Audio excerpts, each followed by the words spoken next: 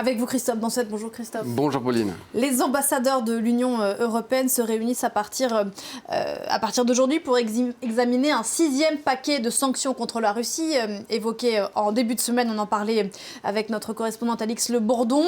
Dans la nuit, la Commission européenne leur a soumis ce projet de document. Que contient-il ? Alors, il y a des mesures importantes, en particulier l'exclusion de nouvelles banques russes du SWIFT, qui est le système de paiement international. Jusqu'à présent, 7 établissements étaient visés. La liste devrait être allongée, en particulier à la Sberbank, qui est la première banque russe et qui, à elle seule, représente un tiers du marché du pays. Mais la mesure la plus importante, peut-être la plus attendue, c'est probablement la mise en place d'un embargo sur le pétrole russe dont on parle depuis plus de 2 mois maintenant. Oui, un embargo qui serait progressif. Les pays européens arrêteraient peu à peu d'acheter du pétrole russe d'ici la fin de l'année, a priori, à 2 exceptions près tout de même, puisque la Slovaquie et la Hongrie seraient exemptés de cet embargo, parce qu'aujourd'hui, ils sont quasiment exclusivement alimentés en pétrole par un oléoduc, l'oléoduc Druzhba, qui vient de Russie et qui va jusqu'en Hongrie et en Slovaquie, même jusqu'en République tchèque. On voit ici sur cette carte. Et donc, ces pays demandent beaucoup plus de temps. 2023, ce sera probablement trop tôt. La Slovaquie dit que le processus de remplacement prendra plusieurs années. Sauf que c'est là que le bas blesse. Oui, puisque toute la difficulté maintenant pour les ambassadeurs de l'Union européenne, ce sera de faire en sorte que d'autres pays ne demandent pas à leur tour d'être eux aussi exemptés, puisque si la Slovaquie et la Hongrie dépendent à plus de 75% du pétrole russe, c'est la même chose pour la Bulgarie.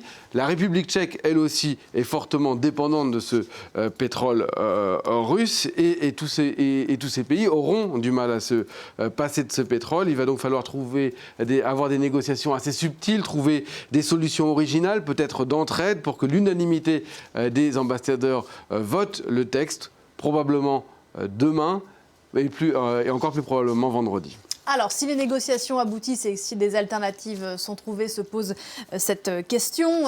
Parmi d'autres, est-ce que ça aurait un impact économique sur la Russie, cet embargo progressif ? Alors, Pauline, sans aucun doute, oui, puisque la Russie, c'est le 2e producteur mondial de pétrole et il exporte les 3/4 de sa production en direction de l'Union européenne. L'année dernière, la Russie a fourni 30% du brut et 15% des produits pétroliers utilisés dans l'Union européenne de manière globale, ce qui représente une facture de 80 milliards de dollars, ce qui fait environ 76 milliards d'euros, selon le chef de la diplomatie européenne. C'est 16 fois plus que le charbon, pour lequel l'Union européenne avait déjà adopté un embargo dans un précédent paquet de sanctions. On voit donc à quel point c'est important, mais Moscou ne compte pas rester sans réaction.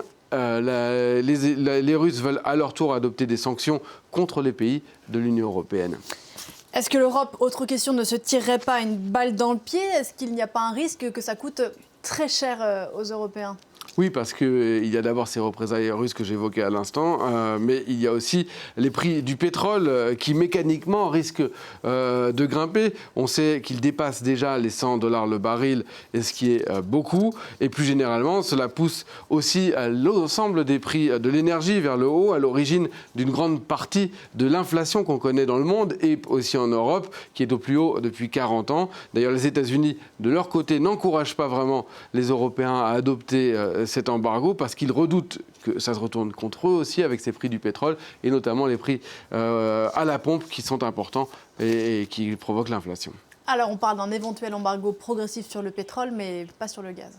Oui, pour le moment, un certain nombre de pays y restent opposés. L'Allemagne en particulier, qui veut se laisser encore du temps et qui met en garde contre les conséquences en termes des prix de l'énergie. Mais sur ce point aussi, les mentalités commencent à changer. Berlin avait changé son point de vue sur le pétrole et prépare le pays à se libérer de sa dépendance du gaz russe. Ceci dit, l'Allemagne et plusieurs autres pays, l'Autriche, le Luxembourg en particulier, disent que chaque pays doit prendre sa part et ils commencent à souffler l'idée qu'il faudrait également frapper l'uranium en Russie. Vous imaginez qu'ici, à Paris, où Emmanuel Macron développe une stratégie fondée quasiment en grande partie sur le nucléaire, on ne voit pas ça d'un très bon œil. Merci beaucoup Christophe.